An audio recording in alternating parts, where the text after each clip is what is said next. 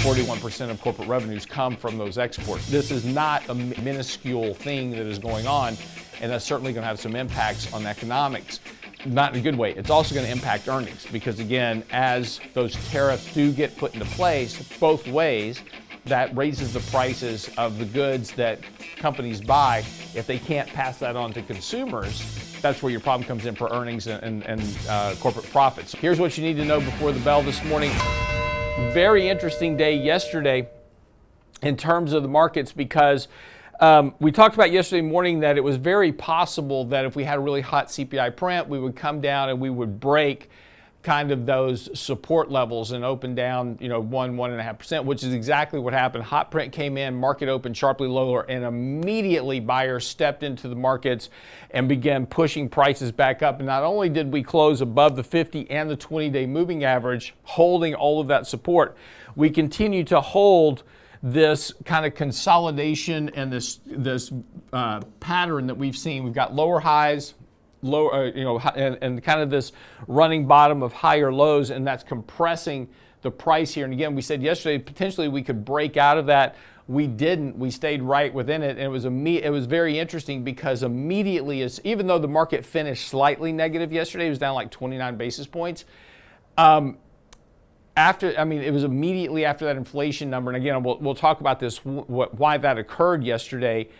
But once you looked at that inflation print yesterday, it wasn't nearly what everybody was kind of suggesting at the headlines. And so we'll get into some of that data this morning, what caused it. But this is what the market looked right through yesterday and immediately saw that and then began to run it back up. And again, so this whole kind of consolidation range in the market continues to hold in place. We haven't triggered that sell signal yet. It's very, very close, but it's sitting right on it right now. And markets are not overbought. Again, so we're kind of just stuck here. But again, this whole very interesting pattern that we've been building in the markets, this market's just like in a wait and see mode almost. And, like kind of what's going to happen next. Is Trump going to put more tariffs on? That's one of the headlines today is reciprocal tariffs. Trump put on tariffs on aluminum and steel on Monday of this week. Markets really kind of just shrugged that off, didn't really care too much about that. And now we're talking about reciprocal tariffs on countries that have tariffs on our goods. So, so again, while we're talking about tariffs and everybody's like, oh my gosh, he's going to spark a trade war. Countries have already been tariffing us for a long time on our products. And what he's now doing is saying, hey, look, if you're going to tariff us, that's great. We're going to tariff you back. So these are the reciprocal tariffs that he's talking about. That could launch as early as today, tomorrow, this weekend, early next week. But he's working on that process. So again, this is kind of ramping up that risk of a potential kind of tit for tat in tariffs globally. But what a lot of people don't understand is that we're already being tariffed by other countries, which is impacting our exports as we export goods to those countries. And again, as I said before, 41% of corporate revenues come from those exports. So again, this is not a minuscule thing that is going on, and that's certainly going to have some impacts on economics.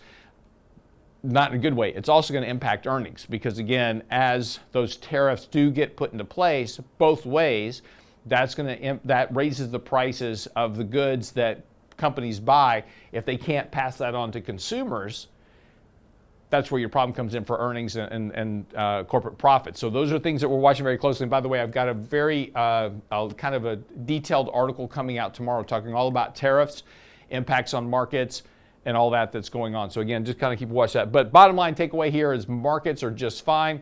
Nothing to do here. Again, if you've been a little bit worried through this, it has been volatile. If you've been a little bit worried, just reduce and rebalance some risk in your portfolio.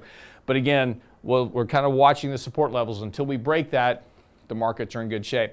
That's what you need to know before the bell this morning.